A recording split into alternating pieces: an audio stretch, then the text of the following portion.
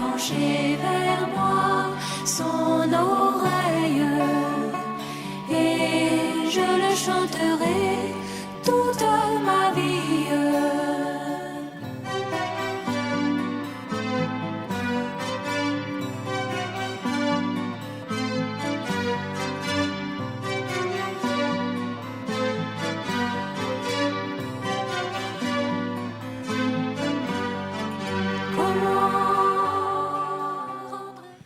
Alléluia. Amen. Que le Seigneur nous bénisse. Nous sommes venus dans la maison du Seigneur parce que nous croyons que c'est là que le croyant doit se trouver. Là où le croyant peut prendre de nouvelles forces. Là où le croyant peut ressentir de la joie. Là où le croyant peut également ressentir la paix du cœur. C'est quand on est en contact avec le Seigneur, parce que le témoignage que nous avons de la Bible, toutes les personnes qui sont vraiment rentrées en contact étroit avec le Seigneur, toutes ces personnes sont retournées totalement transformées. Parce que par le contact qu'ils ont eu, la puissance du Seigneur est venue sur ces personnes. Et cela se fait ressentir automatiquement. Nous avons tous le témoignage de cette dame qui avait la perte de sang. Elle était angoissée. Quand la Bible en parle, on se rend compte qu'elle a parcouru beaucoup de médecins. Nous, les médecins, quand vous venez nous voir, nous représentons pour vous un espoir. Mais l'espoir qu'elle a placé dans les médecins n'a pas reçu l'espérance qu'elle attendait. Les médecins ont fait, ils ont tout fait. Ils n'ont pas pu la guérir. Parce qu'en fait, la guérison appartient à un seul. Et donc leur espoir a été trompé et la grâce lui a été faite de venir au Seigneur. Et quand elle est entrée en contact étroit avec le Seigneur, pour elle-même, ça a été quelque chose de superbe. Elle n'a fait que d'étendre sa main et toucher le bord du vêtement du Seigneur. Ce geste était un geste de foi. Elle savait que celui qui touche le Seigneur, même qui effleure le Seigneur simplement, il bénéficie de la puissance qui est dans le Seigneur. Amen. Mais il l'effleure avec foi. Donc elle a étendu sa main, elle a touché simplement le pan de sa robe, et puis elle a été guérie. Amen. Nous aussi qui sommes là ce matin, nous croyons que nous sommes en contact avec le Seigneur. Alors si vous le croyez, votre problème a eu sa solution. Amen. Quelle que soit sa nature. Amen. Oui, quelle que soit sa nature. Donc que Dieu nous bénisse. Amen. Vous savez, quand on écoute les prédications du frère Franck et qu'on doit faire un résumé, il y a tellement de choses dedans qu'on ne sait même pas quoi dire. Et très souvent, on dit certaines petites choses et puis beaucoup reste. C'est pourquoi on conseille toujours aux frères de lire, d'écouter et de réécouter. Parce que quand vous écoutez 2 fois, vous vous rendez compte déjà qu'il y a des éléments qui sont passés au moment où la pensée a été donnée. Votre pensée est restée en connexion avec cette pensée-là. Au moment où vous voulez comprendre, il y a une chose qui est dite en bas. Et ça passe. Mais à la seconde écoute, cela apparaît plus clairement. Donc, on exhorte les frères et les sœurs à écouter et à réécouter et encore à écouter. Mais comme nous l'avons entendu, on écoute, mais en même temps, on lit. Oui, on écoute et puis on lit. Parce que le conseil que nous aimons, qui a été donné, que nous lisons dans Josué 1, il est dit que ce livre de la loi ne s'éloigne pas de ta bouche. Mais médite-le nuit et jour. alors tu auras du succès. Donc, on doit lire, et puis écouter et écouter, sans jamais se lasser. Que Dieu nous bénisse. Alors, lisons Jean 20, verset 21. Ça a été dit, donc je ne vais que passer dessus. Priez pour moi, pour que on puisse faire ressortir juste la substance. J'ai essayé de lire rapidement ce que j'ai pris comme note et j'ai partagé la prédication en 1, 2, 3 et 4 parties. Alors, il est écrit, Jésus leur dit de nouveau, la paix soit avec vous. Comme le Père m'a envoyé, moi aussi, je vous envoie. Lisons Matthieu 28, verset 20.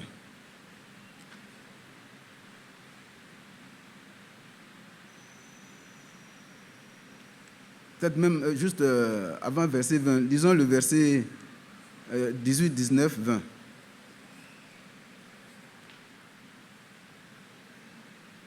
Jésus s'étant approché, leur parla ainsi, tout pouvoir m'a été donné dans le ciel et sur la terre.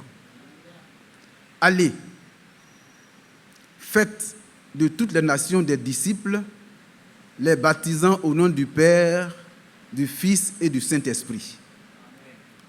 Et enseignez-leur à observer tout ce que je vous ai prescrit. Amen. C'est cette partie qui a fait l'objet du commentaire de la part du Seigneur par la bouche de son serviteur. Vous et moi, nous avons le même ordre de mission. Dans Jean 20, il est dit, comme le Père m'a envoyé, je vous envoie. Et ici, il dit, allez et faites de toutes les nations des disciples. Il s'adressait certainement aux disciples qui étaient avec lui, les 12. Mais aujourd'hui, cet envoi te concerne. Nous devons l'accepter et puis rendre témoignage, surtout pour les sœurs.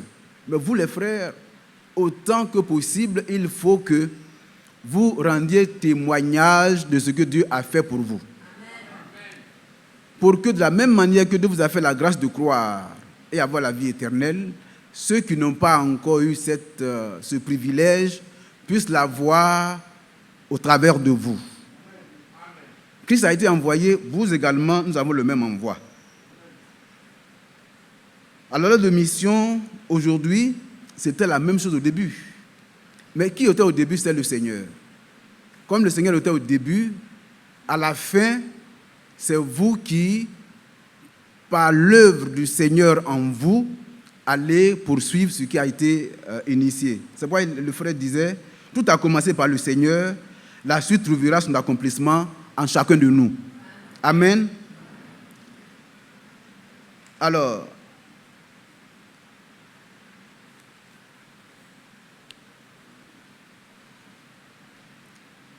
l'exemple d'une dame nous a été donné, une femme catholique. Elle dit, depuis que j'ai le Saint-Esprit, j'adore mieux Marie. Alors, c'est très significatif. Depuis que j'ai le Saint-Esprit, j'adore mieux Marie. Est-ce que vous croyez que c'est vrai?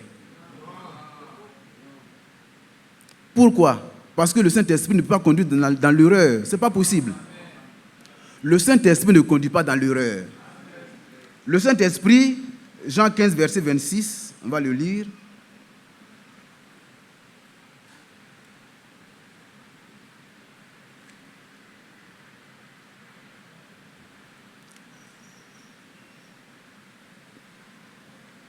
Au verset 25 d'abord pour que...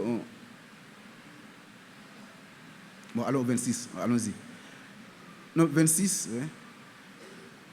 Quand sera venu le consolateur que je vous enverrai de la part du Seigneur, l'Esprit de vérité qui vient du Père, il rendra témoignage de moi.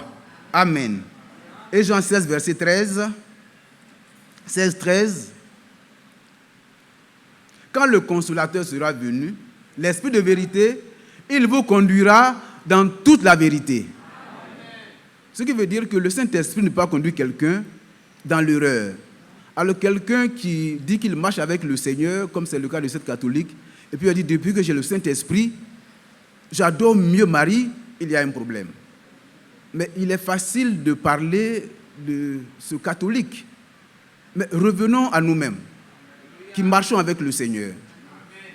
Nous disons que nous avons le Saint-Esprit. Pourquoi? Parce que nous disons que nous allons prendre part à l'enlèvement.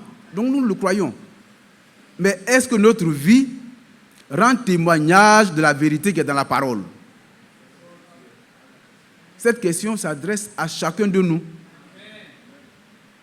C'est pourquoi, dans la relation que nous avons avec le Seigneur, nous devons chaque jour nous examiner nous-mêmes pour savoir, mais au fond, c'est vrai, je m'assois les mercredis, les samedis, les dimanches, je suis abreuvé de la bonne manière, mais est-ce que réellement j'ai fait une expérience avec le Seigneur, personnelle?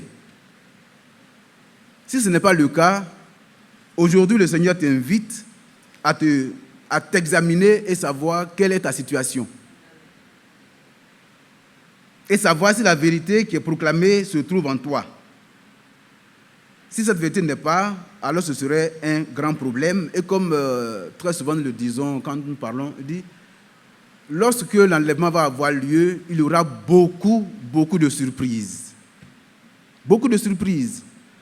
Des personnes qui ont entendu la parole, qui l'ont écoutée, qui ont exhorté, se rendront compte qu'il n'y avait pas d'huile il n'y a pas d'huile de réserve.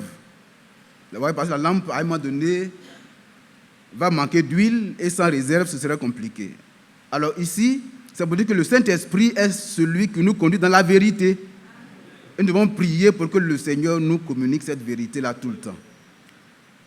Point numéro 2 sur lequel je vais intervenir, on va lire 2 Rois 6. 2 Rois 6.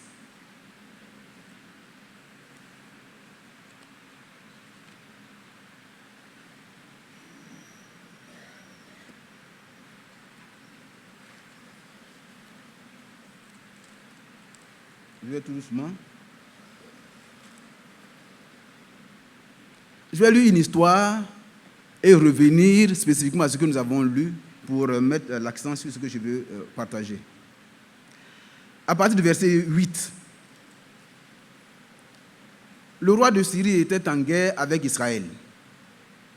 Et dans un conseil qu'il tint avec ses serviteurs, il dit, « Mon camp sera dans un tel lieu. » Mais l'homme de Dieu fit dire au roi d'Israël, « Garde-toi de passer dans ce lieu, car les Syriens y descendent. » Et le roi d'Israël envoya des gens pour s'y tenir en observation vers le lieu que lui avait mentionné et signalé l'homme de Dieu. Cela arriva non pas une fois, ni 2 fois.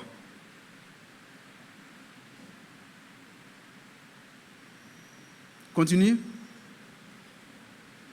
Le roi de Syrie en eut le cœur agité. Il appela ses serviteurs et leur dit, « Ne voulez-vous pas me déclarer lequel de nous est pour le roi d'Israël? »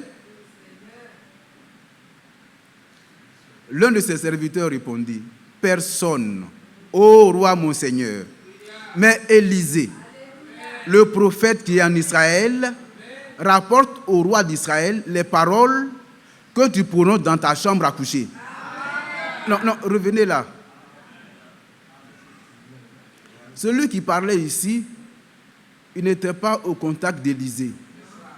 Il était en Syrie. Et c'est lui qui dit, attention, il y a un prophète à qui Dieu parle. Continuons. Et le roi dit, allez et voyez où il est, et je le ferai prendre. On vint lui dire, voici, il est à Dothan. Il y envoya des chevaux, des chars, une forte troupe qui arrivait de nuit et qui enveloppait la ville. Le serviteur de l'homme de Dieu se leva de bon matin et sortit. Et voici, une troupe entourait la ville avec des chevaux et des chars. Et le serviteur dit à l'homme de Dieu, « Ah, mon Seigneur, comment ferons-nous » Il répondit, « Ne crains point, car ceux qui sont avec nous sont en plus grand nombre que ceux qui sont avec eux. » Élisée pria et dit, « Éternel, ouvre ses yeux pour qu'il voie. » Et l'Éternel ouvrit les yeux du serviteur qui vit la montagne pleine de chevaux et de chars de feu autour d'Élisée. Alors, revenons à ce que nous avons entendu ce matin. Prenez Jean 14, versets 7 et 11, et je vais faire le commentaire des deux. Jean 14.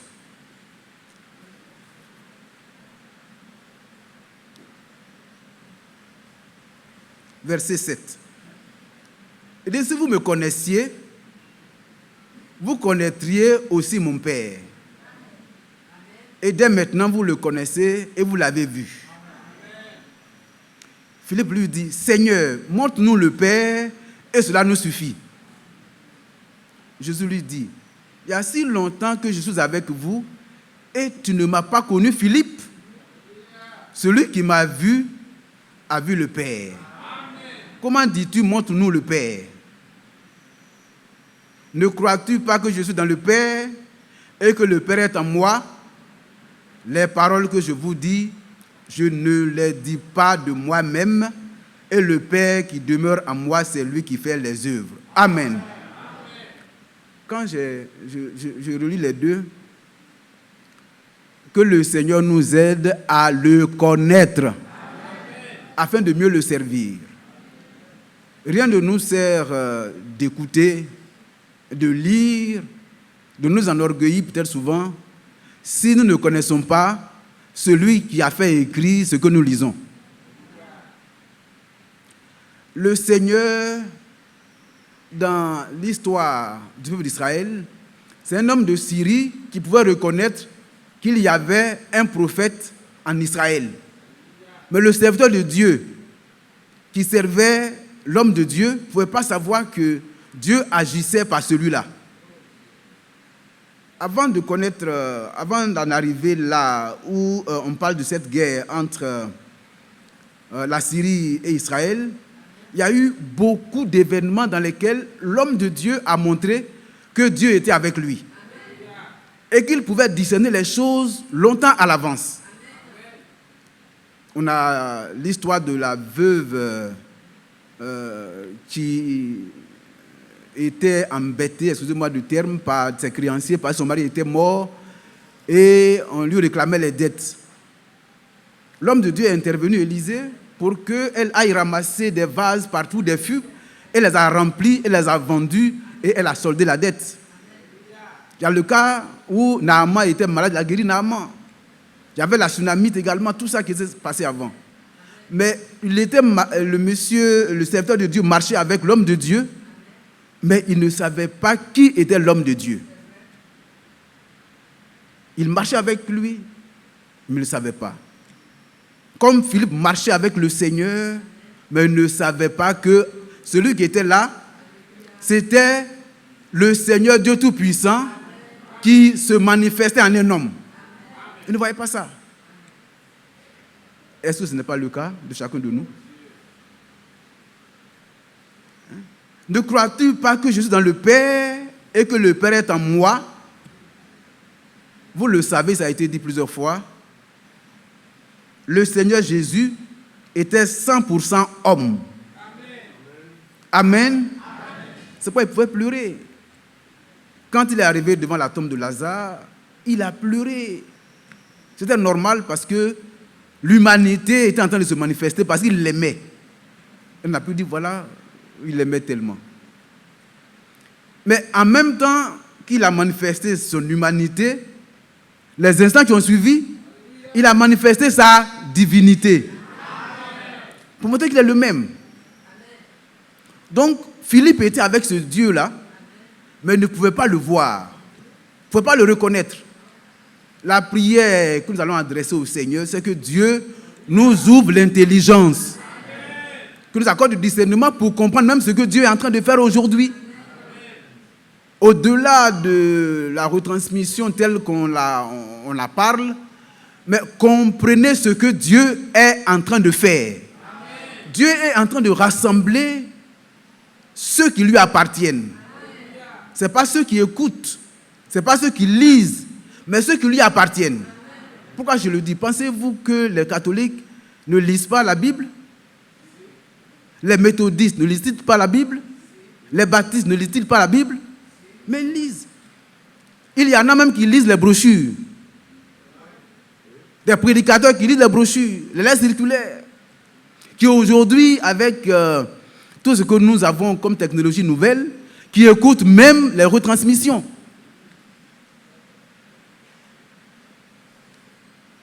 Mais le Seigneur est en train de rassembler à travers tout cela ceux qui lui appartiennent. Amen.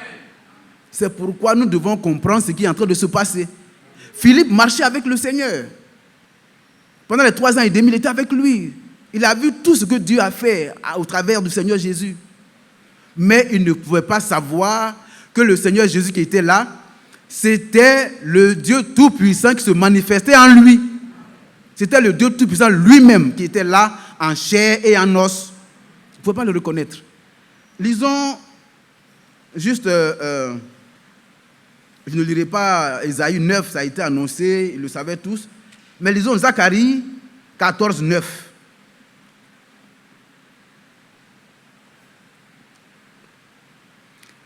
L'Éternel sera roi de toute la terre en ce jour-là. L'Éternel sera le seul Éternel et son nom sera le seul nom.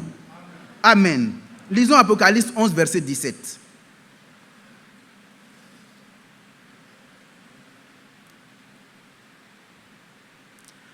En disant, nous te rendons grâce, Seigneur, Dieu Tout-Puissant, qui est et qui était, car tu es assis, tu es saisi, car tu as saisi ta grande puissance et pris possession de ton règne. Dans l'Ancien Testament, le grand Yahvé était celui qui était le roi.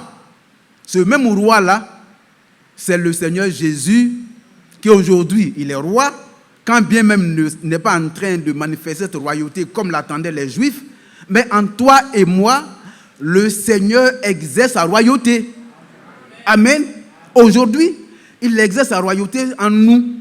Mais le temps vient où la royauté sera établie comme cela a été dit. Et c'est ce qui est annoncé ici au verset 17. Nous te rendons grâce, Seigneur, Dieu Tout-Puissant, qui est et qui était, car tu as saisi ta grande puissance et pris possession de ton règne. Amen. C'est quand le Seigneur sera en train de régner, mais il régnera avec toi et moi, nous qui l'attendons, qui l'aimons et qui savons que le jour vient où quand la trompette va retentir, nous serons avec lui pour non seulement vivre les 7 ans, mais ensuite régner avec lui. Amen. Alors, est-ce que cela est connu de tout le monde? Non, ce n'est pas vrai. Ce n'est pas connu de tout le monde. Il y a des personnes privilégiées à qui Dieu révèle cette dualité, le fait qu'on sache que Christ était en même temps homme et Dieu. Il y a 3 façons de voir dont il a été fait mention ce matin. Il y a ceux qui disent, bon, Dieu est un, c'est vrai. Mais ils disent que Jésus-Christ est le seul Dieu, ce qui n'est pas vrai. Il y a ceux qui disent que Dieu est en 3, ce qui n'est pas vrai. Il y a ceux qui disent que Dieu est en 2, ce n'est pas vrai. Ce qui est vrai, et c'est ce que nous avons, toi et moi, c'est la révélation que Dieu t'accorde de ce que en Christ, Dieu était et a opéré ce qui s'est passé dans 2 Corinthiens 5. Nous allons lire à partir du verset 17.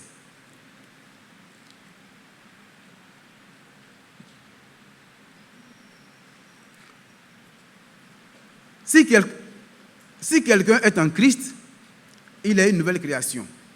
Les choses anciennes sont passées, voici, toutes choses sont devenues nouvelles. Verset 18.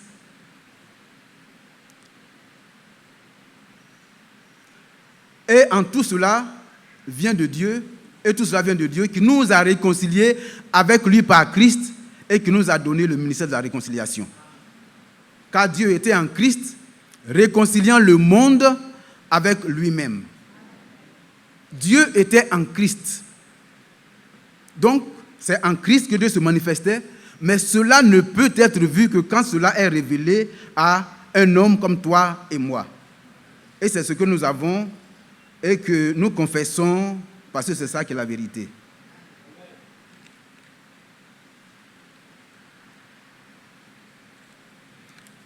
Alors, la troisième partie sur laquelle je vais intervenir avant de dire ce que je vais dire par la suite. On va lire encore Matthieu 28. Matthieu 28.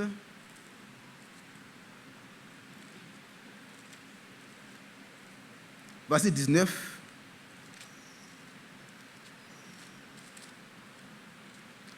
Allez, faites de toutes les nations des disciples les baptisant au nom du Père, du Fils et du Saint-Esprit. Lisons Acte 2, verset 38.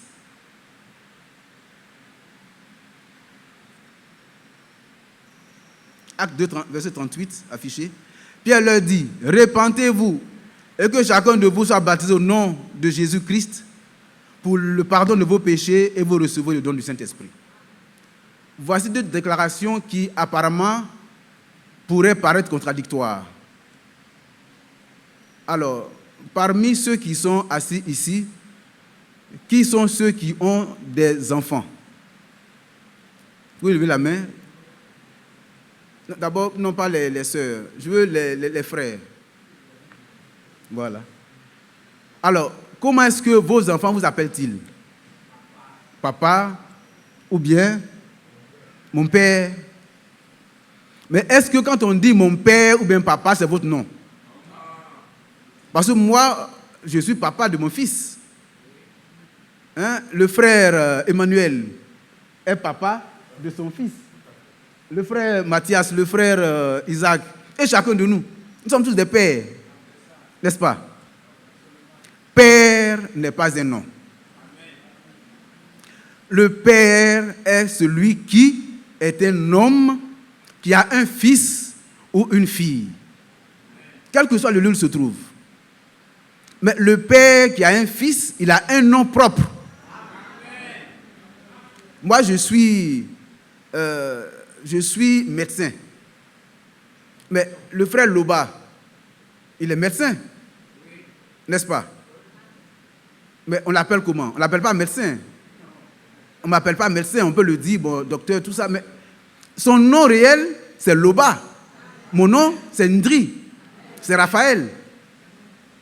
C'est un titre. Mais quand je joue mon rôle de médecin, je reçois le patient et j'ai le colloque singulier avec lui, je l'interroge, il me répond, je garde son secret. Il m'appelle le médecin. Mais j'ai un nom. Le Seigneur également, il dit dans Matthieu 28, allez et faites de toutes les nations des disciples, les baptisant au nom. Alors si Père était un fils, était un nom, si Fils était un nom, si Saint-Esprit était un nom, les grammairiens sont derrière moi, le frère Isaac est là, on allait accorder au moins au nom, c'est-à-dire le O, X, avec nom S, du Père, du Fils et du Saint-Esprit. Mais c'est au singulier. Donc c'est un seul nom que le Seigneur va subtilement dire.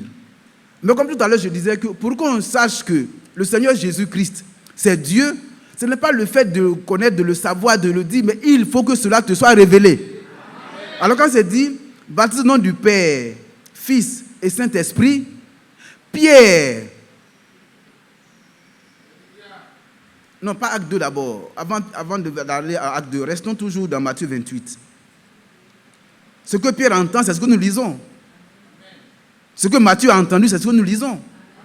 Ce que Marc a entendu, c'est ce que nous lisons. Mais comme c'est à Pierre qu'on a remis la clé du royaume, à la Pentecôte, Pierre se lève pour dire ce que le Seigneur nous a dit là, voici sa réelle traduction.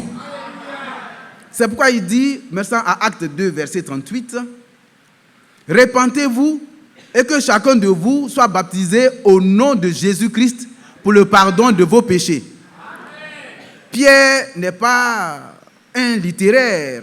Pierre, c'est un expert en pêche. Oui, ici, il est question de poisson, Pierre va te parler.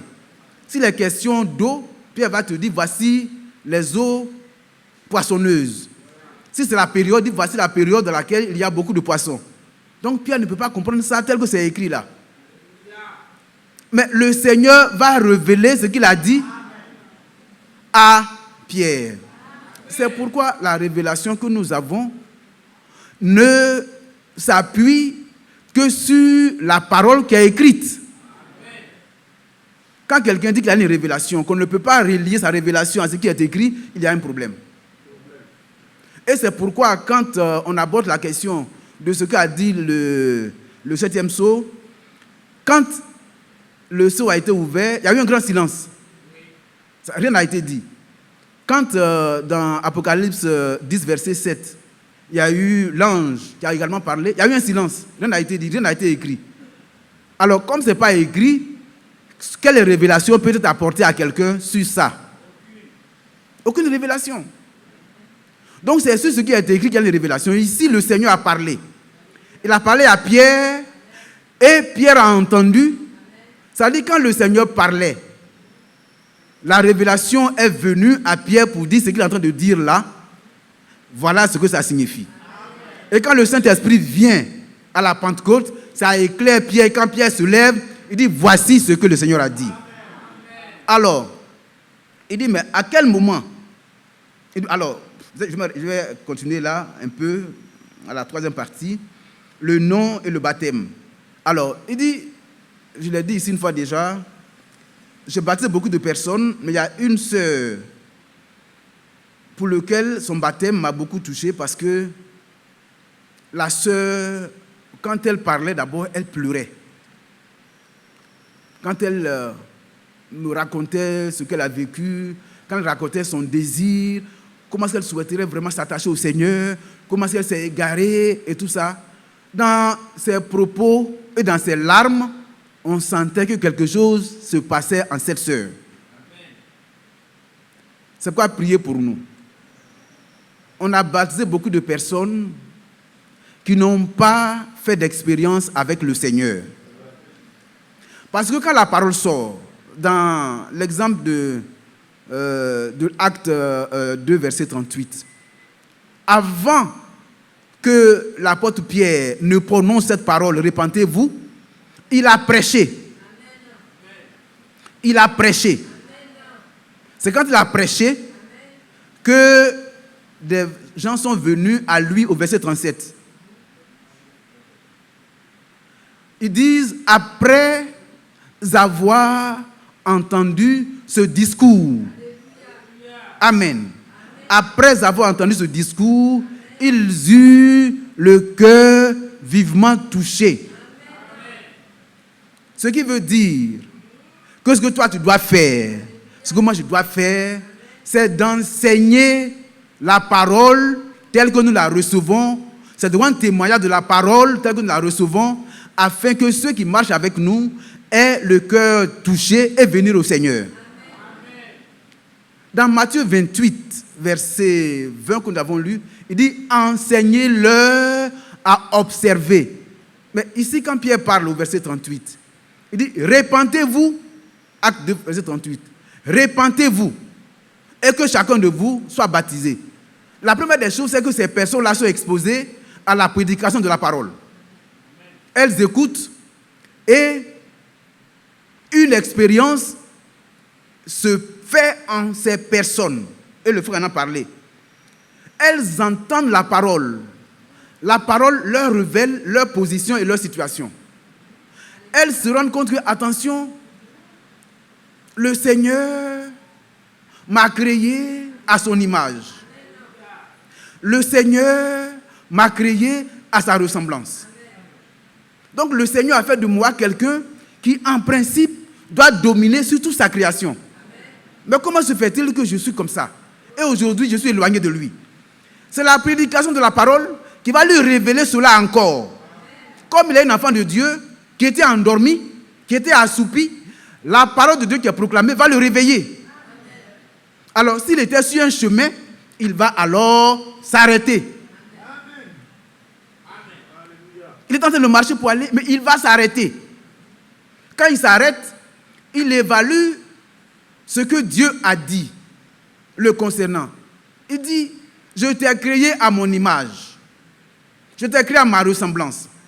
Pour que tu domines sur la nature. Il va se rendre compte que, mais attention, après ça, il y a eu la chute. Il y a eu la séparation. Donc, il va se rendre compte lui-même qu'il est totalement séparé de Dieu à ce moment-là. Comme il est séparé, comment cela peut-il être réparé? Alors les larmes coulent. Je suis perdu. Je suis séparé de Dieu. Que dois-je faire? Alors qu'il était sur un chemin, le chemin de l'adultère par exemple, il dit attention. Dans les 10 commandements, on dit ne commettra pas d'adultère. Donc il s'arrête. Et il revient maintenant au Seigneur par ce petit chemin. Parce que quand il est né, et qu'il est né comme toi et moi, séparé de Dieu, il a vu qu'il y avait 2 chemins. Il y avait un petit chemin qui était tout petit, étroit. Lui, beaucoup de personnes n'aiment pas ce chemin-là. C'est un chemin de souffrance. C'est un chemin de douleur. C'est un chemin, entre guillemets, de regret. Donc, on abandonne ça. Mais à côté, il y a un grand chemin. C'est là-bas que se trouvent les grands intellectuels, des gens de renom, des gens qu'on aime là. C'est là-bas qu'ils sont. Donc, il a emprunté ce chemin-là. Mais quand la parole est sortie, qu'il s'est réveillé de son sommeil, il dit, mais attention, le chemin qui mérite d'être emprunté, c'est ce chemin étroit. Et alors, il s'arrête et il décide de prendre ce chemin étroit. Il vient au Seigneur parce que ce chemin-là, il y a un qui marche devant. Il y a un qui fraye le chemin. C'est étroit, mais il est là devant. Il fait la percée. Et donc, il suit le Seigneur dans ce chemin-là. Le Seigneur voit dans son cœur ce désir de s'attacher à lui. Et la parole qui est esprit et vie va engendrer en lui une nouvelle vie. C'est la nouvelle naissance. Et donc, il fait cette expérience de la nouvelle naissance.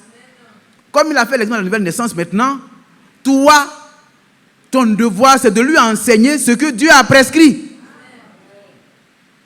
Si tu es né de nouveau, il n'y a rien à faire. Tu dois grandir. Un homme qui naît de nouveau pour grandir, il doit manger. Nos enfants qui naissent, la mère prend son sein et ne fait que nourrir l'enfant. Je n'ai vu aucune mère prendre la tête du bébé et ses pieds et puis tirer pour que l'enfant grandisse. Je n'ai jamais vu un père faire pareil. Ce que la mère fait quand l'enfant crie, elle prend son sein, elle met ça dans sa bouche.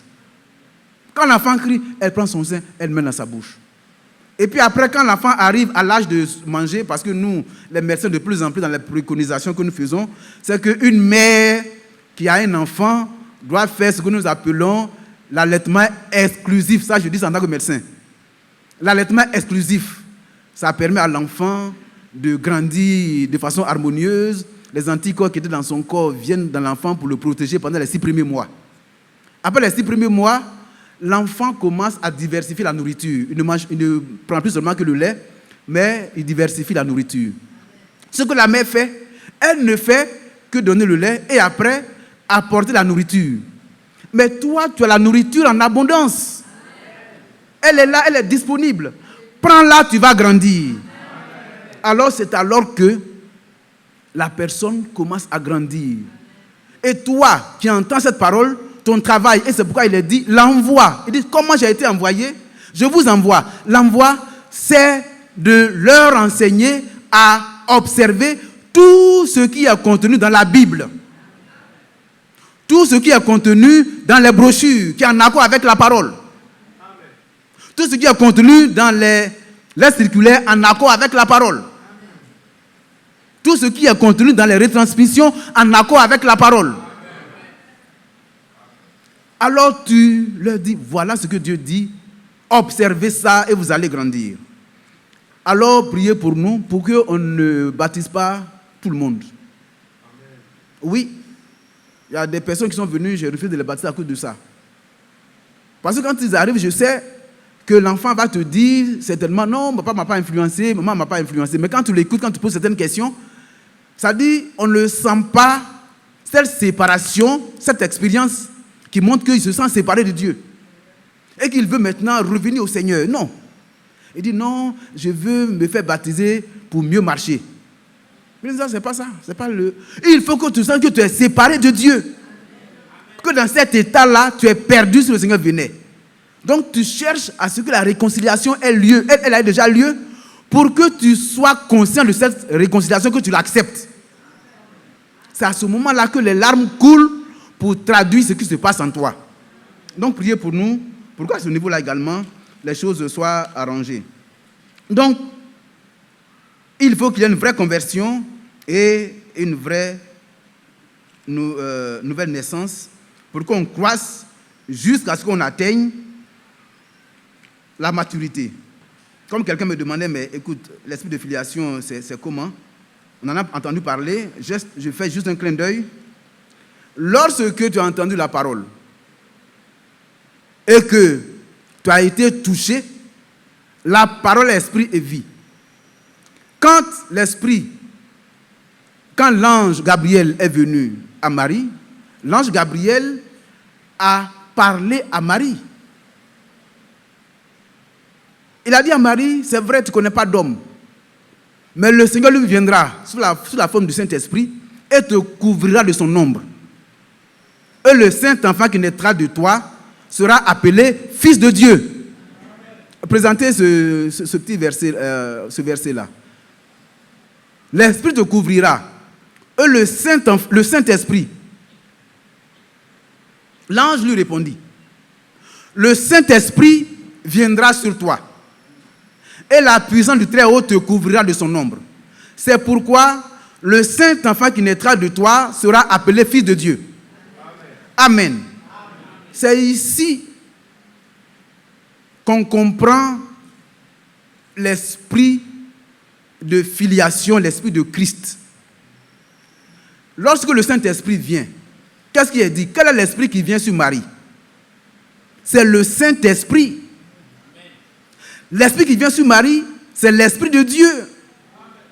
L'esprit qui vient sur Marie, c'est l'Esprit Saint. Pour dire que quand on veut faire des jeux de mots, on peut dire Saint-Esprit, Esprit Saint, Esprit de Dieu. Et c'est cet esprit-là qui va venir couvrir Marie. Et comme la parole est venue, Marie va parler juste après. Ce que dit Marie d'abord, avant que je ne fasse le commentaire. Marie dit à l'ange, ici, Marie manifeste son adhésion à ce que Dieu vient de déclarer. Ici, Marie accepte ce que Dieu vient de dire. Ici, Marie reçoit ce que Dieu vient de dire. Marie ne se pose pas de questions par rapport à la difficulté de la faisabilité de la chose. Marie ne se pose pas de questions. Elle, ce qu'elle fait, alors au verset 3, non, au verset 33, je crois, ou bien 32. Au verset 32. Non, juste avant. Juste avant. Là où elle dit, je ne connais point d'homme. Ça dit, Marie, elle réfléchit en tant qu'une personne normale. Je ne connais point d'homme. Mais quand elle a fini de réfléchir comme ça, et que la parole est apportée, elle reçoit la parole. Ce sur quoi je veux insister pour nous tous, c'est de recevoir la parole. Quand elle a reçu la parole, elle va déclarer au verset 34. Voilà, au verset 34, 1,34, Marie dit, comment cela se fera-t-il, puisque je ne connais point d'homme? Continue. L'ange lui répondit, tout ça, continue.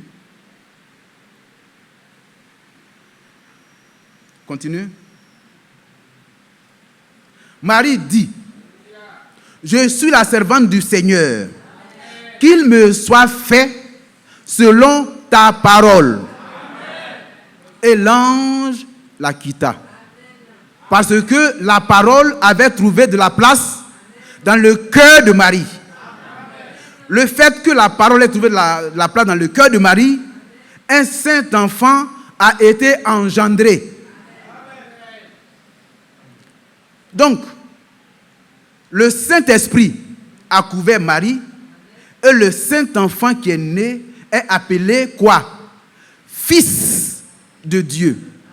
De même, quand quelqu'un a entendu la parole, comme lors de la Pentecôte, et qu'il reçoit, c'est pourquoi au verset 37 de Acte 2, verset 37,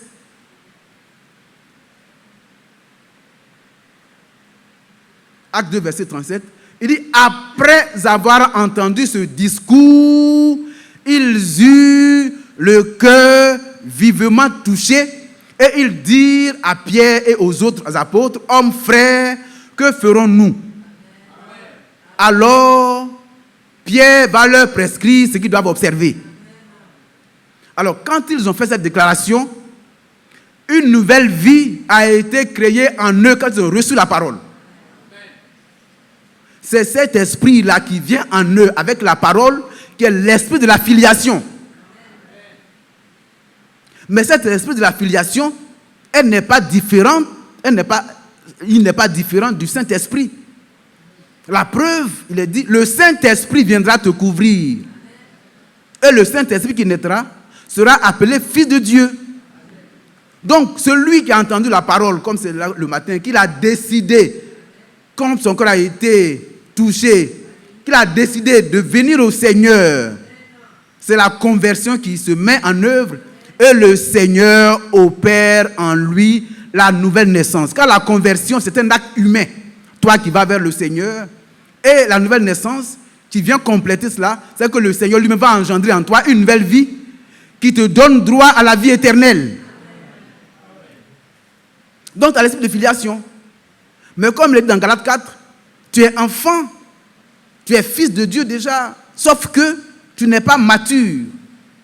Tu n'as pas encore atteint la possibilité d'écrire ton nom.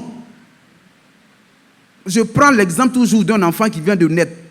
L'enfant du frère Ndri naît aujourd'hui. Une semaine après, cet enfant peut-il tenir un stylo pour écrire son nom? Ce n'est pas possible. Mais est-ce que l'enfant est vivant?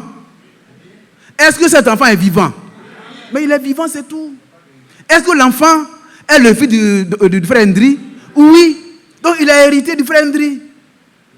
Mais il n'est pas à une semaine, à 2 semaines, à 1 mois, capable de gérer l'héritage que le frère Ndri va lui laisser.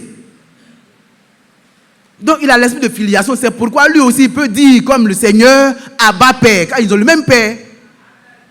Maintenant, il va grandir.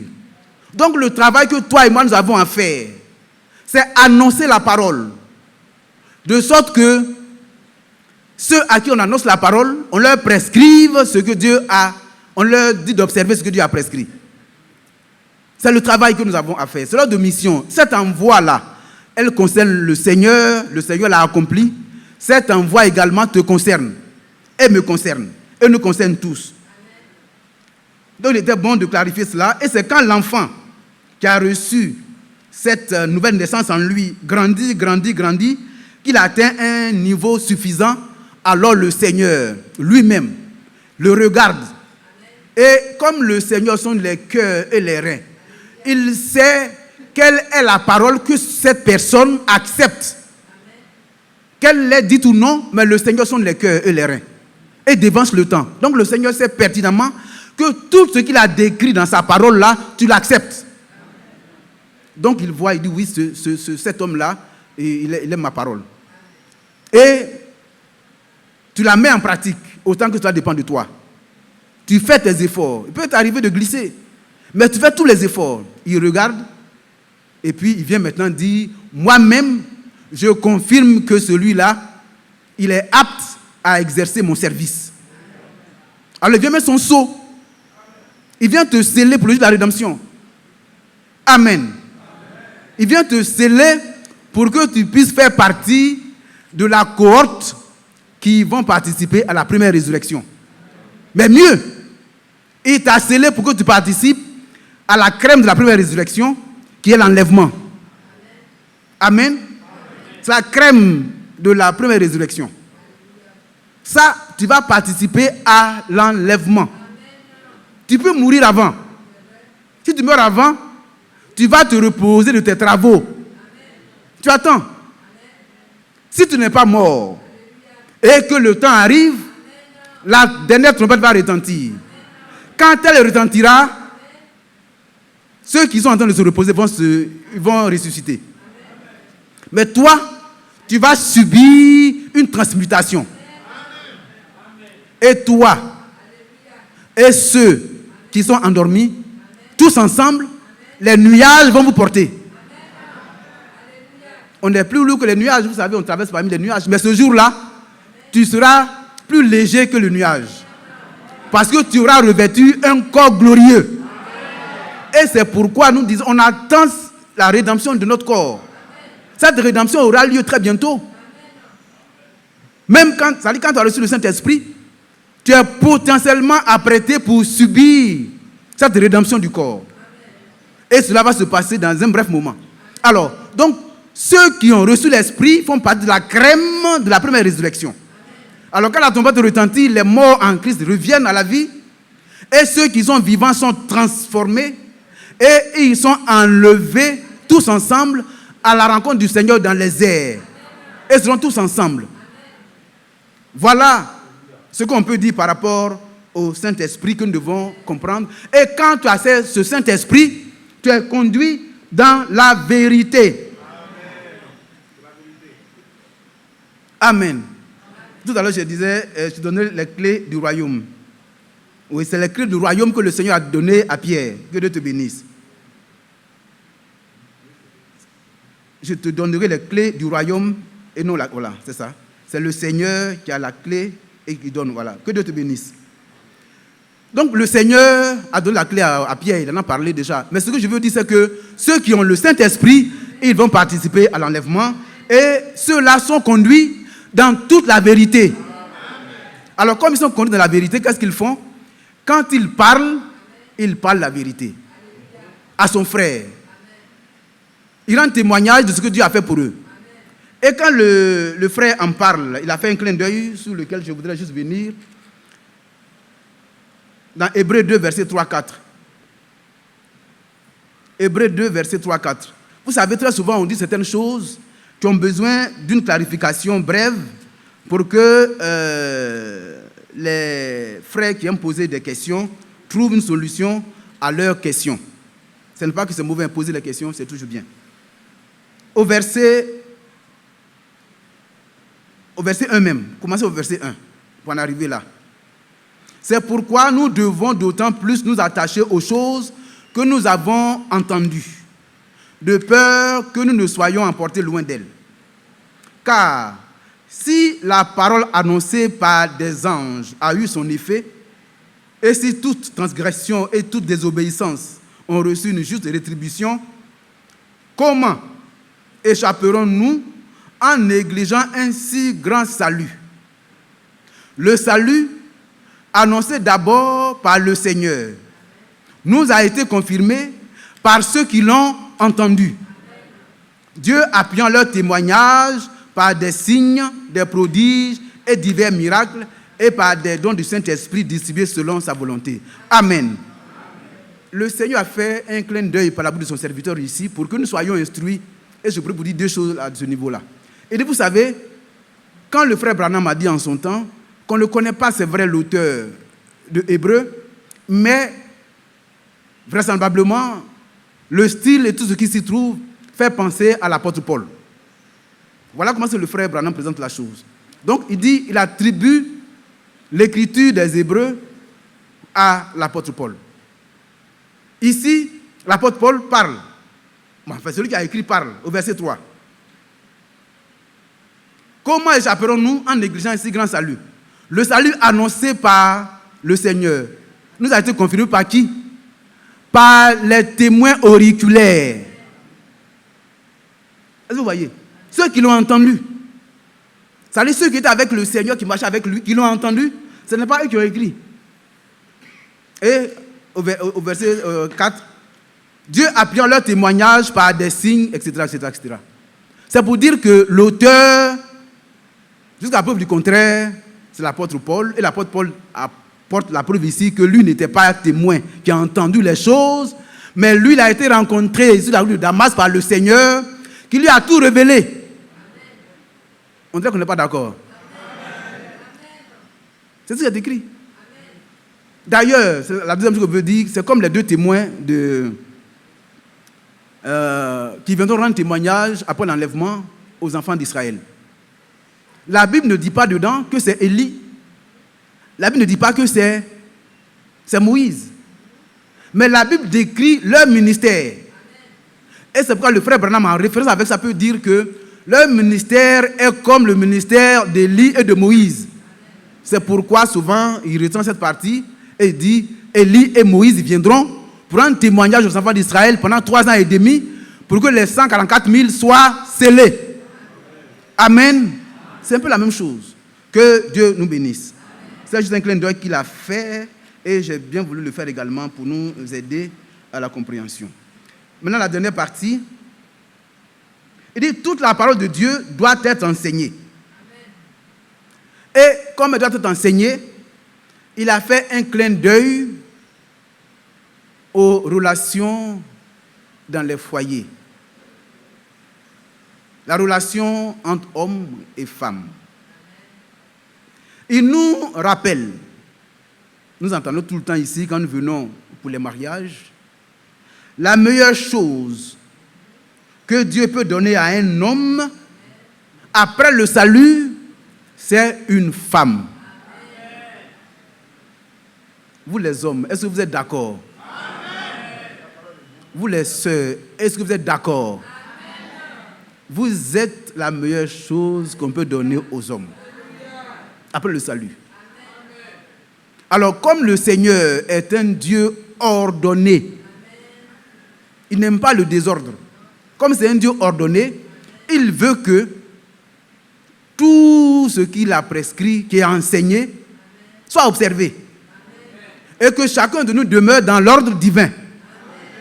L'homme est à sa place. Il aime sa femme comme lui-même. Je n'ai jamais vu un homme qui lui-même, en travaillant, s'est blessé. Les femmes font l'expérience souvent en coupant l'oignon, on peut se blesser. Souvent en travaillant, on peut se blesser. Je n'ai jamais vu un homme après qu'il soit blessé, qu'il soit en train de se frapper lui-même parce qu'il s'est blessé. Non. En 1983, j'étais allé dans un champ et puis j'étais en train de je déterrais des ignames. Et puis, à un moment donné, la chair de l'igname est rentrée dans mon ongle. Et mon ongle est sorti. Mais je ne me suis pas mis en train de me frapper moi-même parce que vraiment, je venais de me blesser. Il n'y en a pas. Donc, l'homme et la femme, une fois qu'ils sont mariés, ils deviennent la même chair. Alors, l'homme qui aime sa femme ne peut pas battre sa femme.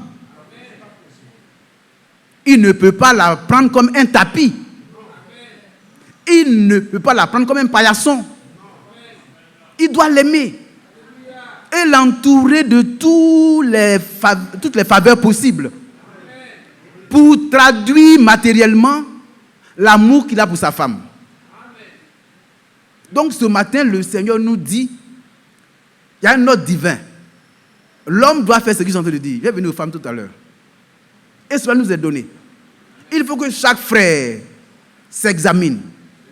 Il a dit, toute la parole de Dieu doit être enseignée. Toute la parole. On ne fait pas de tri. Il y a beaucoup de frères que j'ai écoutés qui disent, non, l'homme c'est le chef de la famille.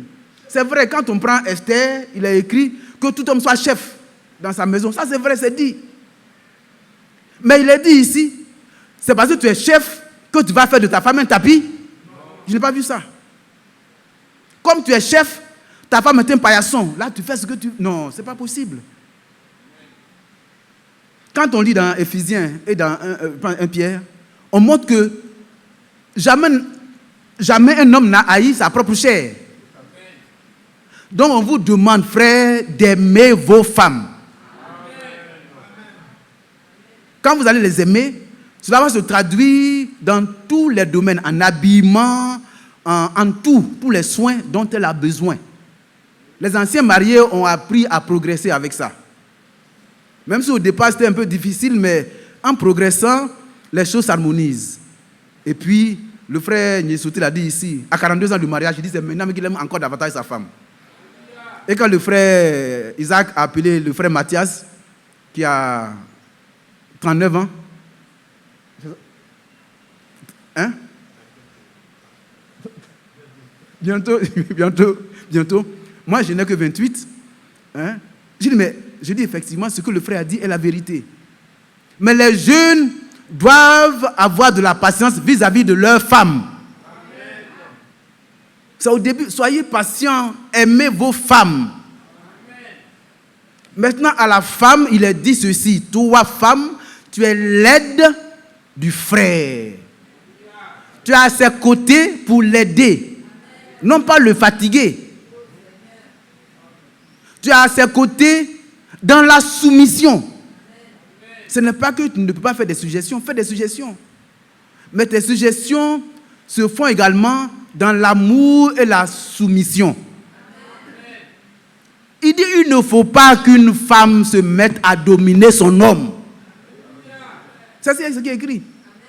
Il dit regardez, quand vous observez le monde entier, c'est-à-dire la nature, pendant des millénaires, l'ordre divin a fait que la nature est restée harmonieuse. Est-ce que vous et moi avons besoin d'un nouvel ordre mondial? Non. Où il y a l'égalité de l'homme et de la femme, où la femme elle est à l'école, comme les enfants. Aujourd'hui, les enfants disent les droits de l'enfant. Quand tu fais un petit truc, ils vont te dire non, attention, hein, moi je connais mes droits. C'est vrai. Vous avez des droits. Les femmes également ont des droits.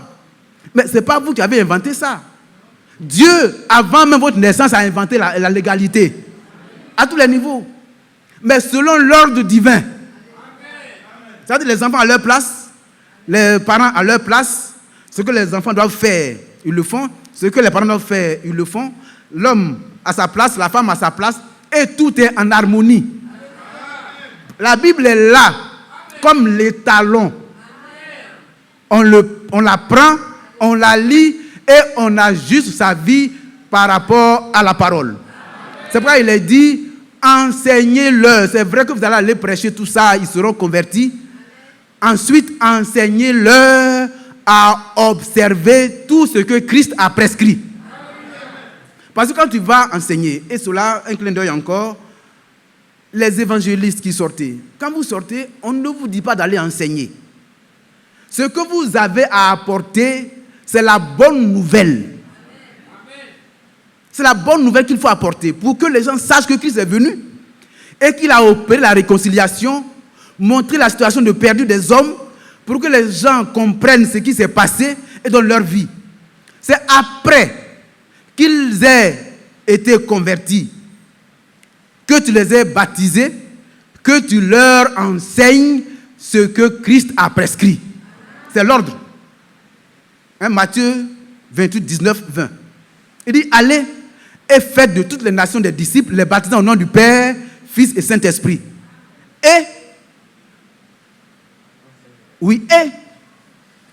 Donc, après, vous le renseignez. Donc, ça, c'est juste aussi un clin d'œil. Alors, c'est pour dire que la femme doit se tenir aux côtés de son mari. Elle doit lui faire du bien tous les jours de sa vie. Elle ne doit pas dominer sur l'homme. Pourquoi? Parce que les deux ont une très grande espérance. Nous tous, nous voulons participer à l'enlèvement. Nous avons été séparés de Dieu parce que la femme, elle s'est laissée séduire par le serpent.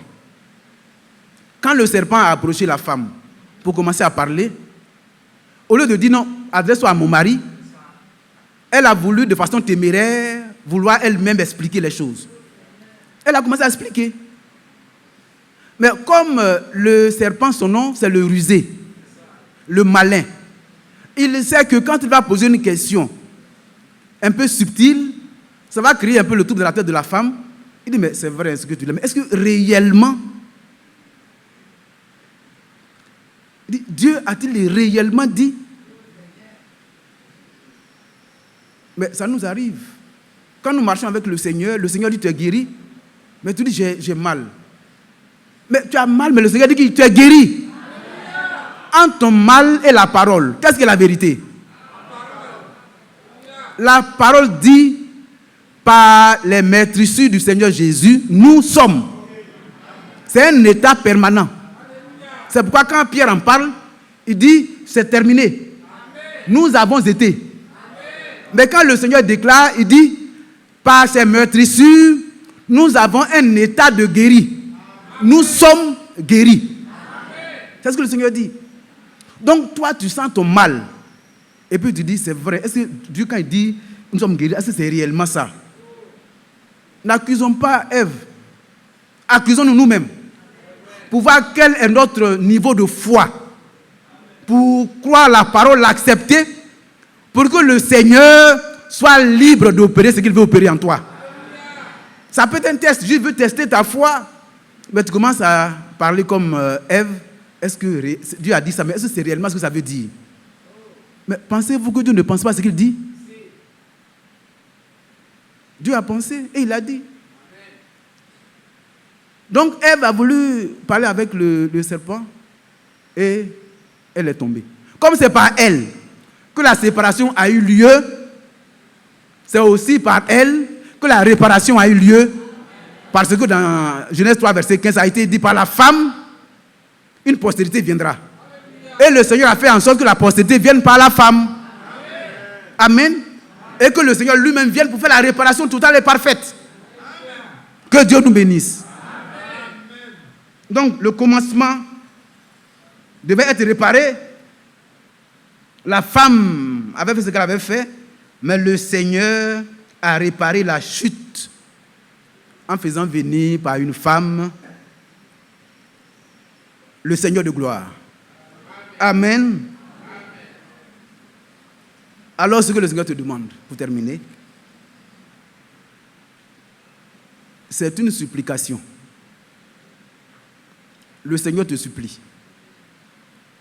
Mon fils, ce n'est pas moi qui parle, mais accepte que je dise ça comme ça. Mon fils, il dit, donne-moi ton cœur. Il dit, ma fille, donne-moi ton cœur. Ce dont le Seigneur a besoin, c'est notre cœur. C'est Proverbe 23, verset 26. Mon fils, donne-moi ton cœur et que tes yeux se plaisent dans mes voies. Le Seigneur veut tellement te bénir qu'il te demande simplement de t'abandonner entre ses mains. Vous l'avez entendu d'ailleurs. Qu'est-ce que le Seigneur a dit? Il a dit ceci. Le frère Branham, quand on parle de lui, ce n'est pas tellement l'homme en tant que tel, mais c'est le fait que le Seigneur a donné à cet homme-là de se livrer lui-même comme un instrument entre les mains du Seigneur. C'est-à-dire le cœur du frère Branham était tout entier au Seigneur. Donc aujourd'hui, le Seigneur te demande avec supplication, donne-moi ton cœur. Si tu le fais, alors on voit le verset, ce qui est écrit par la suite. 23-26. Et que tes yeux se plaisent dans mes voies. C'est-à-dire quand tu marches dans les suites du Seigneur, comme il est écrit dans Matthieu, mon joug est doux, mon fardeau est léger. Quand tu marches dans les sentiers du Seigneur, tu le fais avec plaisir, sans contrainte. Quand on dit viens, tu viens avec joie. Donc bien aimé, c'est ce que le Seigneur te demande. Il faut que nous puissions donner notre vie au Seigneur afin qu'il nous aide à passer de la foi à la vue. Nous sommes dans un cheminement. Nous marchons avec lui. Il nous a préconnus. Comme il nous a préconnus, il a fait en sorte que la parole de Dieu nous atteigne. Ce n'est pas toi qui t'es levé un jour pour chercher Dieu. Vous savez, quand il y a eu la chute en Éden, comment est-ce que les hommes se sont comportés? Ils se sont cachés devant la face du Seigneur. Donc l'homme naturel cherche à se cacher. Mais comme Dieu t'aime, il t'a cherché. Il t'a trouvé et il t'a montré la voie à suivre. Et pour que tu sois rendu capable de suivre cette voie-là, il t'a envoyé de la nourriture pour te fortifier. Cette nourriture que nous recevons te fortifie. Lorsque Élie était fatigué, il a envoyé les corbeaux le nourrir. Il a mangé 2 fois et il a été rendu fort pour marcher plusieurs jours. Mais toi également, le Seigneur, en cette fin des temps, a emmagasiné la nourriture. Depuis le temps du frère Branham, il a emmagasiné parce que le 1er avril 1962, il a dit à frère Branham, emmagasine la nourriture. Et le même mois d'avril 62, un jour après le 2, il va parler au frère Franck pour lui dire, emmagasine la nourriture. Car un moment vient, un temps vient où les gens auront faim. Ce ne sera pas une faim de pain, une soif d'eau, mais ce sera la faim d'entendre la bonne parole. Mais il ne va pas la recevoir. Et lui va dire, non, ce n'est pas possible. Les gens aujourd'hui, ils ont tout en abondance. Il ne veut pas m'écouter. Mais c'est vrai. Aujourd'hui, nous avons tout en abondance. Parce que même quand on prend les retransmissions, quand vous prenez YouTube, que vous ouvrez, il y a, ça dit sur la page, si la page fait une ouverture de 5 ou 6 fenêtres, vous pouvez voir 5 ou 6 prédicateurs. Il y a la retransmission et il y a d'autres prédicateurs qui sont là. Il y a des gens qui ne font que zapper sur chacune des prédications. Donc ils ont tout en abondance. Là-bas, dans les autres, ils vont dire quelque chose qui va contredire ce que le frère a dit, qui est fondé sur la parole. Et comme cela satisfait leur opinion, c'est ça qu'ils vont prendre. Et alors ils vont commencer à discuter, ils vont commencer à vouloir mettre en minorité le serviteur de Dieu, etc. Mais la vérité, elle est unique. C'est le Seigneur Jésus. Et c'est lui qui dit qu'il ne fait rien sans avoir révélé sa parole à ses serviteurs, les prophètes. En notre temps, un prophète a été envoyé. Et donc, à lui, on a donné la parole. Et le frère Franck a été chargé de distribuer cette parole. Donc, comme il a dit ça, le Seigneur va lui dire, il ne faut pas t'en faire. Quand le temps viendra, tu vas te tenir au milieu du peuple et tu vas distribuer la parole. La parole a été distribuée jusqu'au 8 juin par le frère Franck. Il l'a fait, il a parlé, il a fini. Il a été établi sur les domestiques. Le travail a été fait correctement. Eux, ils doivent poursuivre. C'est tout. Parce que le 11 juin 1933, il n'a pas été dit que frère Branham, tu seras le précurseur de ma seconde venue. Il n'a pas été dit au frère Branham, quand tu vas mourir, à un frère qui viendra, qui s'appelle Ralph Frank, qui va être le précurseur de ma seconde venue. Il n'a pas dit le frère Ndri sera là-bas, il sera le précurseur de ma seconde venue. C'est pas ce qu'il a été dit. Il dit, le message qui t'est donné sera le précurseur de ma seconde venue. Donc, quand le frère a fait son travail a été bien fait. Lui-même rend le témoignage de dire que c'est quand quelqu'un a fini son travail, comme le Seigneur ne donne pas sa gloire à un autre, il fait une succession, une continuité. Donc, quand le frère Branham a été retiré, il y a eu la continuité. Et comme le Seigneur voulait prendre son serviteur, il lui pose la question, lui-même, le frère Franck, il dit, mais Seigneur. Et cette question, il l'a posée en avril 66. Il dit, mais si un homme comme ça s'en va, comment est-ce que l'œuvre du message va se poursuivre? Le même jour, le Seigneur lui a parlé. Amen. De même, en 1924, quand il se posait la question, mais comment l'œuvre de Dieu va se poursuivre? Il dit, mon serviteur, ne t'en fais pas. J'ai pourvu à tout. Moi-même, je vais faire l'achèvement. Moi-même. Et c'est ce qui est en train de se faire. De là à envoyer d'autres doctrines que je ne veux pas aborder, laissons ça de côté. Ce qu'on doit savoir, c'est que c'est le message. Et quand on laisse le message, qu'on revient même dans la parole de Dieu, nulle part il a été dit que quelque chose va rester éternellement. Nulle part. Si ce n'est la parole. C'est la parole qui va rester éternellement. Donc c'est elle qui était au commencement. Lorsque le Seigneur a dit que la lumière soit, c'est cette parole-là qui va demeurer jusqu'à la fin. Donc que tout soit assez clair.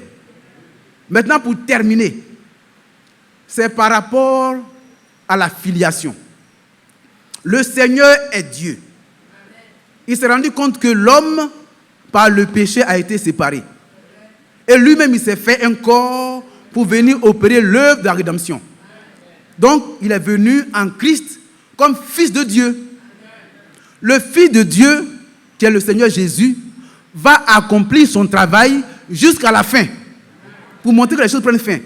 Lui également, quand il aura fini son travail de fils, il va remettre tout. Prenez 1 Corinthiens 15. C'est-à-dire, quand il aura tout fait, parce que le Seigneur fera que tout lui soit soumis, tout sera mis sur son marchepied. Il va terminer son travail, tout sera sur son marchepied. Non, il sera le seul. Mais après, lui-même et tout ça là, il va le prendre et il va le remettre au Seigneur pour que le Yahvé, le Dieu Tout-Puissant, soit le seul en tous. Ça est où là? Hein? Trouvez-moi ça rapidement, on va le lire.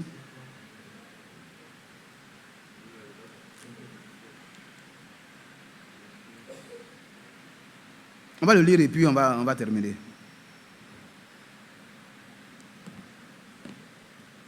Donc que Dieu nous bénisse.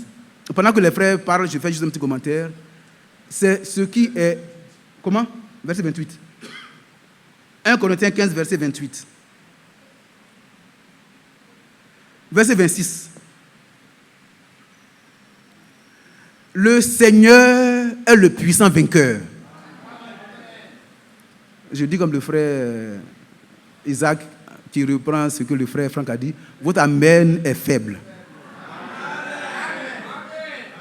Oui. Le Seigneur est le vainqueur de tout. Il a vaincu la mort. Il a vaincu le séjour des morts. Il est revenu à la vie, il est monté, il est là comme un intercesseur pour toi et moi. Maintenant au verset 26. Le dernier ennemi qui sera réduit à l'impuissance, c'est la mort. Dieu en effet a tout mis sous ses pieds. Mais lorsqu'il est dit que tout lui a été soumis, il est évident que celui qui lui a soumis toutes choses est excepté. Tout a été soumis au Fils. Attendez bien, au Fils.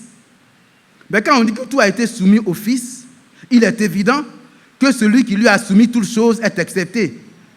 Et lorsque toutes choses lui auront été soumises, alors le Fils lui-même sera soumis à celui qui lui a soumis toutes choses, afin que Dieu soit tout en tous. Amen. Ça, c'est la fin de la filiation. Amen. Parce que nous devenons des dieux. Toi et moi, nous sommes des dieux. Tu es un Dieu, tu le crois? Amen.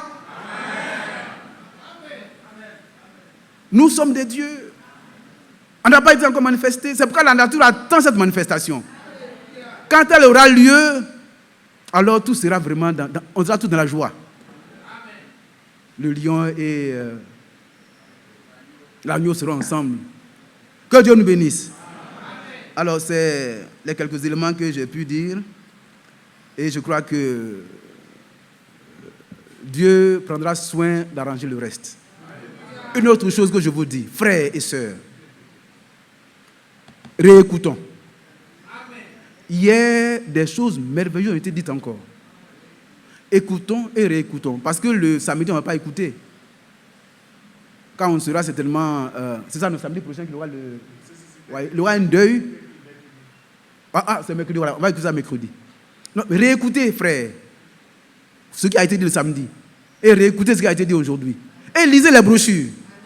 Lisez les lettres circulaires. J'aime citer le frère Isaac. Parce que ici, avant l'ère des retransmissions, comme le fait aujourd'hui, il nous a fait écouter ce qui a été dit. Il dit, écoutez les brochures. Non, lisez les brochures. Lisez les lettres circulaires. C'est ça le message. C'est ça le message. Que Dieu nous bénisse. Je ne suis pas opposé aux retransmissions. Si celui qui pense comme ça, il se trompe amèrement. Parce que je crois que si j'ai un petit quelque chose, ça vient de ce que j'écoute, ces retransmissions. Ça vient de là. Parce que c'est régulier.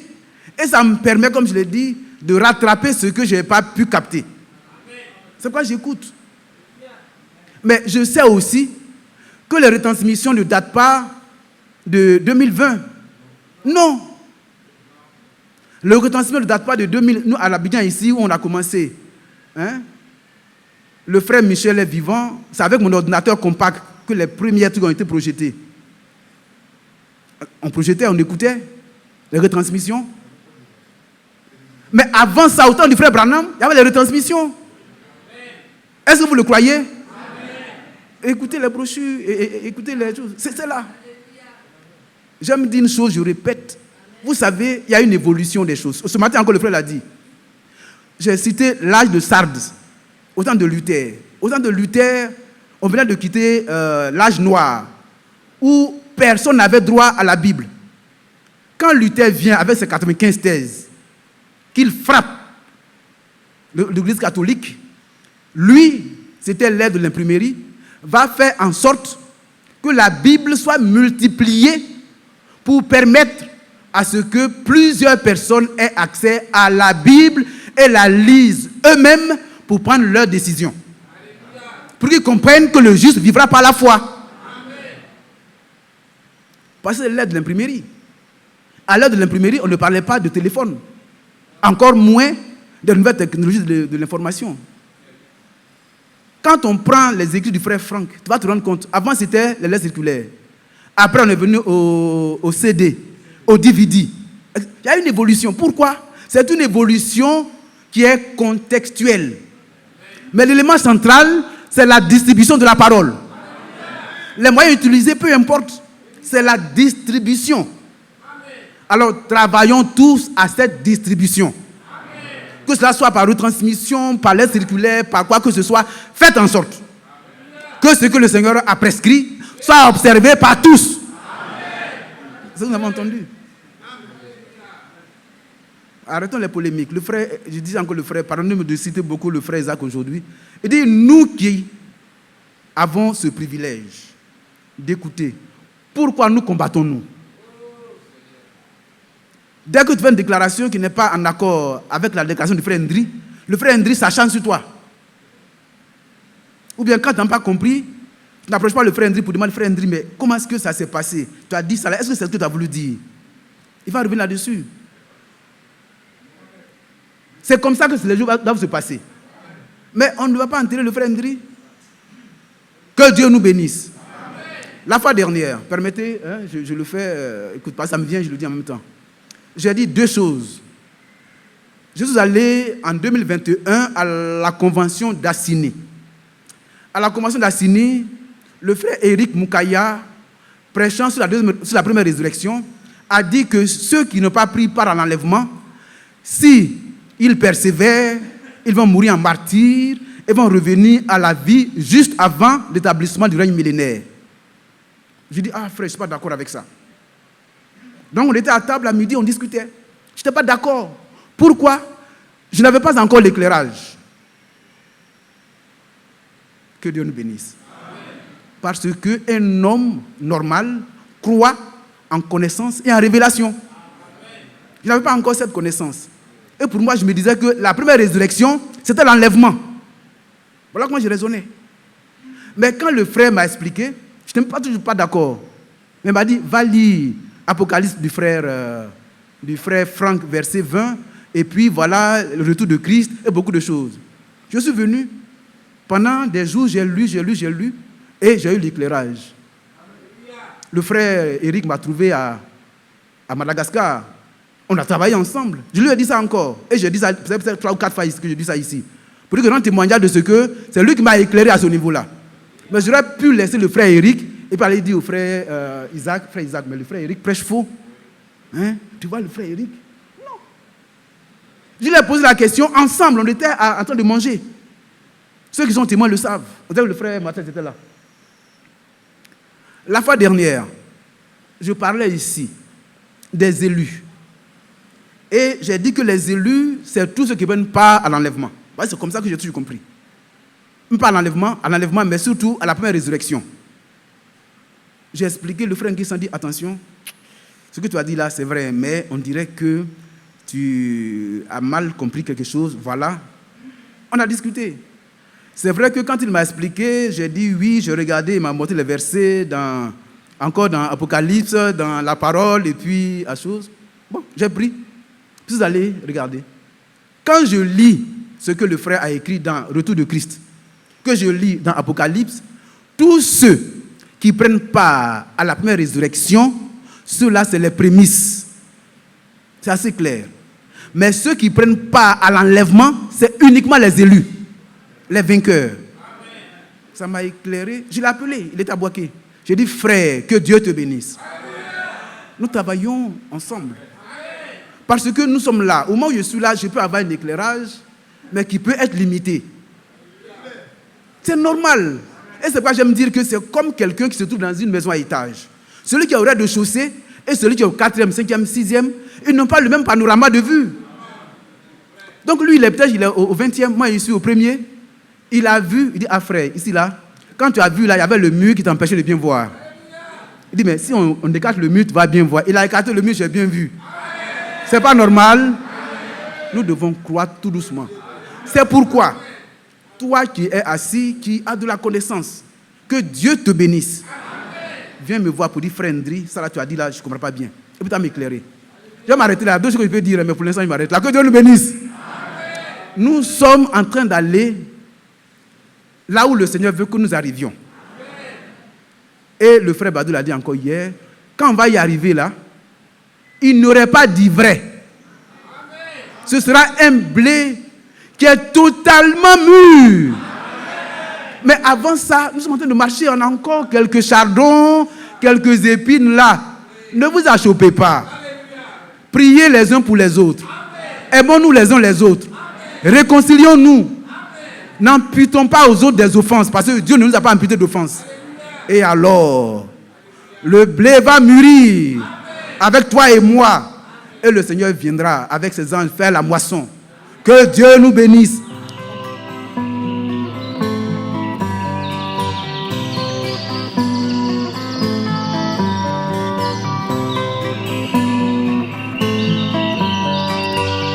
J'aime l'Éternel, car il entend ma voix. Il a penché vers moi son oreille, et je le chanterai toute ma vie.